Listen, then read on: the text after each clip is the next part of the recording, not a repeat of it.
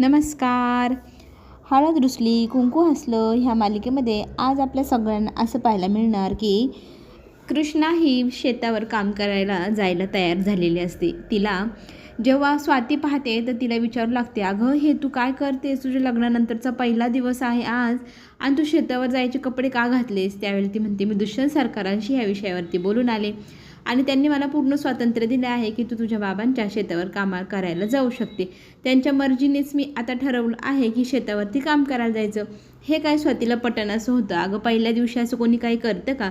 पण ती म्हणते, मला दुष्यंत सरकारांनी पूर्ण परमिशन दिली आहे, तू काय एवढं एवढं तोंड करते का? घाबरतेस काय? घाबरू नको, आपल्या शेतावर काम करून पैसे तर कमवावं लागतील ना आपल्याला. असं म्हणत स्वातीला ती मिठी मारते आणि स्वतःलाही आनंदी करते, तिलाही खुश राहा असं सांगत असते.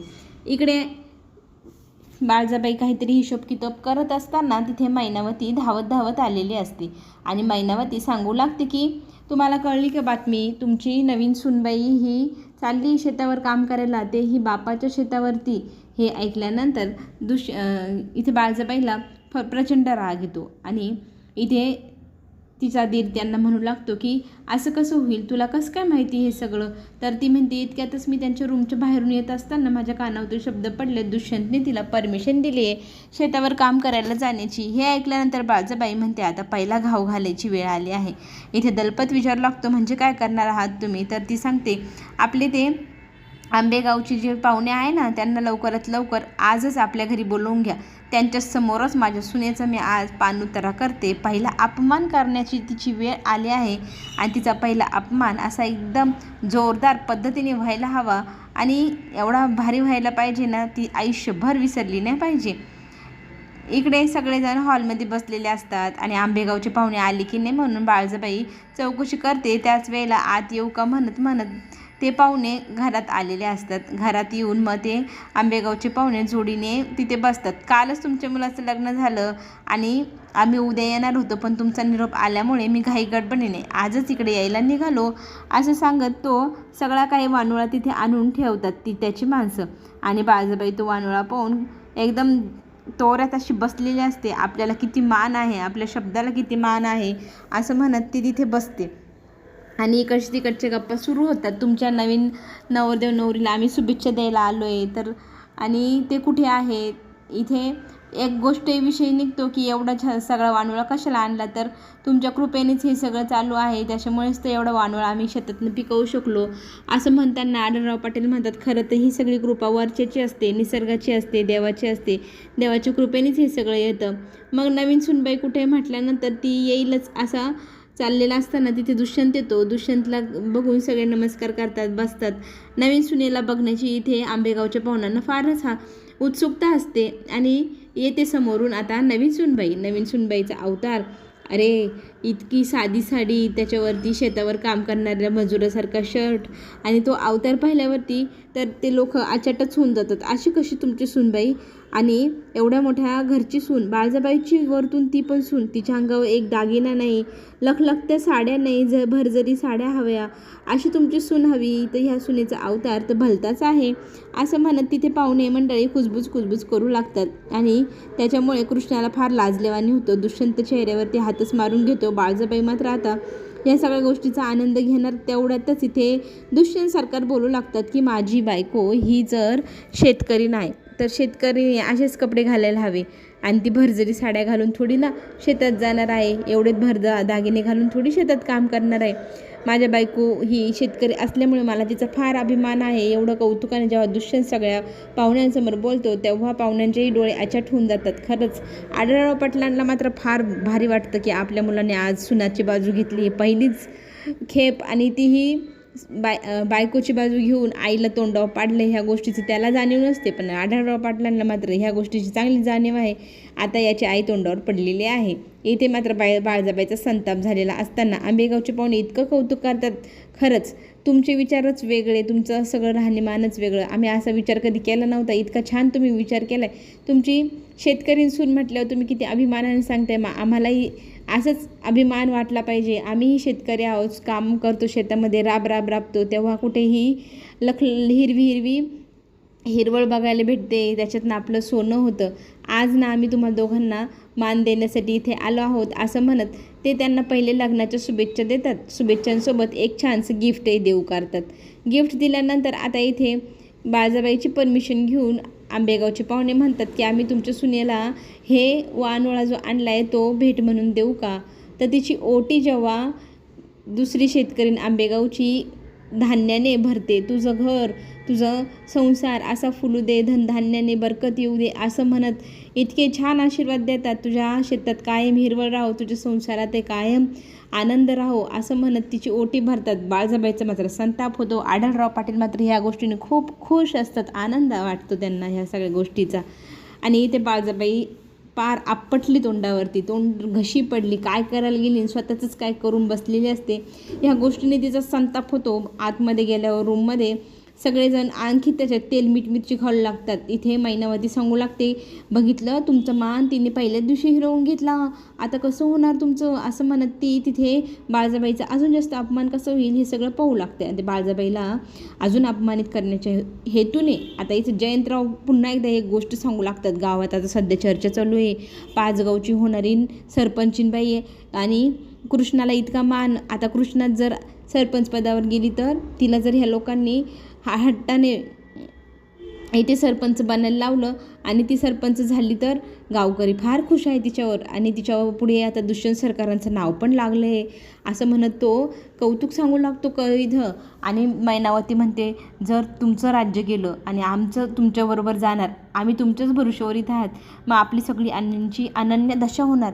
इथे दलपत म्हणतो, मी खूप अभ्यास केलेला आहे कायद्याचा आणि ह्या मुलीने कायद्याचा वापर करून तुमच्या हातातून सगळं काढून घेतलं तर, आणि आता आपल्या घरी जागरण गोंधळ होणार, मग त्याच्यानंतर हे दोघं नवरा बायको एकत्र येणार, त्यांचा सुखी संसार होणार आणि ते सुखी संसाराला लागले की तुमचा मुलगा तुमच्या हातातून 100% जाणार असं दलपतने जेव्हा मैनावतीला सांगितलं तेव्हा मैनावती ही आणखी आग तेल मीठ मिरची लावून इथे बाळजाबाईला भडकवू लागते. बाळजाबाईचा आता पायाखालची जमीनच सरकते.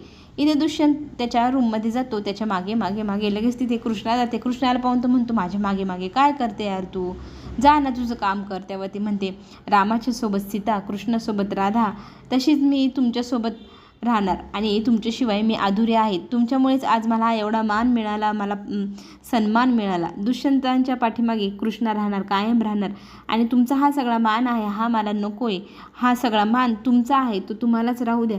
तुमच्यामुळे मला इतका सन्मान मिळतो, ह्या गोष्टीचा मला आनंद तर आहेच, पण हे सगळं काही जे वैभव धन धान्य आहे हे सगळं तुमचं आहे, तेव्हा हे तुम्ही सांभाळायचं असं म्हणत ती भरलेली धान्याची ओटी ही कृष्णाकडे काढून देते आणि दुष्यंतकडे काढून देते आणि कृष्ण त्यांना सांगू लागते की हे सगळं वैभव तुमचं आहे, हे तुम्हीच सांभाळा, हे सांभाळण्याची कुवत माझ्याकडे नाही आणि मी फक्त तुमच्यासोबत राहणार. जशी रामासोबत सीता राहते ना, तशी मी कायम तुमच्यासोबत राहणार असं वचन देते आणि मी चालले शेतावर कामाला म्हणत निघून जाते. दुष्यंतला हिचा भोळेपणा खरंच हसायला येतं त्याला.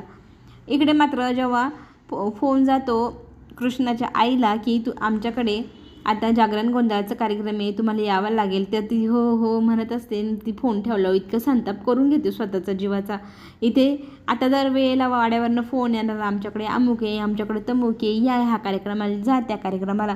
आणि त्या कृष्णाचं सुख या डोळ्यांनी आपल्याला उघड्या डोळ्यांनी पाहावं लागणार, ह्या गोष्टीचं तिला खेद वाटू लागतो. तर आता तू एवढी का चिडते असं इथे पूजा विचारते. तेव्हा ती सविस्तर तिला सांगू लागते, अगं नवीन लग्न झाल्यानंतर आता यांचा जागरण गोंधळाचा कार्यक्रम, तिथे दिवट्या नाचवणार आणि आपण ते सगळं आपल्या उघड्या डोळ्यांनी पाहत राहायचं.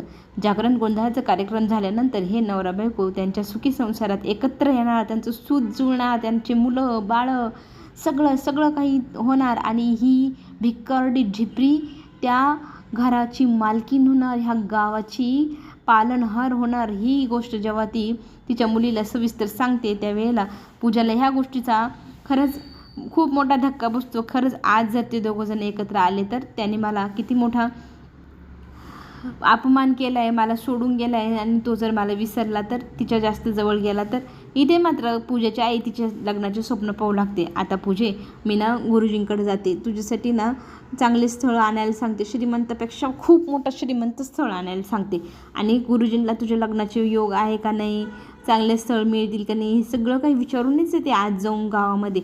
आणि तुझ्या लग्नाची लवकरात लवकर आपण बार उडवू असं म्हणत ती तिथे स्वप्न पाहू लागते. पण इथे पूजाने जे पाहिलं होतं ते खरं तर कृष्णाला मिळालं आहे, कृष्णाच्या नशिबी मिळाले. हे तिला खूपच वाईट वाटतं. ती त्या सगळ्या गोष्टी ऐकत असते आणि स्वतःचा त्रागा करून घेत असते. तिच्या डोळ्यासमोरून ते दृश्य जाईन असं होत असतं की मला नाकारून हा दुष्यंत मी माझ्या होणाऱ्या बायकोचा अपमान करणार नाही, तिची फसवणूक करणार नाही म्हणत जातो आणि त्या कृष्णाच्या गळ्यात मंगळसूत्र घालतो. माझ्या नशिबी असणारे सगळ्या गोष्टी त्या कृष्णाला त्याने नेऊन दिले, त्या सगळ्या मला मिळवायच्या आहे असं ती स्वतःशी ध्यास करते. आता ती एकदम पेटून उठली. आता काय करेल तिचा नेम नाही.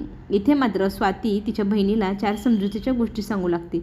रात्रीच्या वेळी ती तिला छान नटून थटून तयारी करते आणि नवऱ्याच्या रूममध्ये चालली. तू काही शेतात कामावर चालली नाही धाडाधाडा जायला, अगदी सोज्वळपणे जा, एकदम लाजत मोडत, आणि तुझ्या सुखी संसाराची आज सुरुवात होणार, त्याचा पाया चांगला रोवला पाहिजे.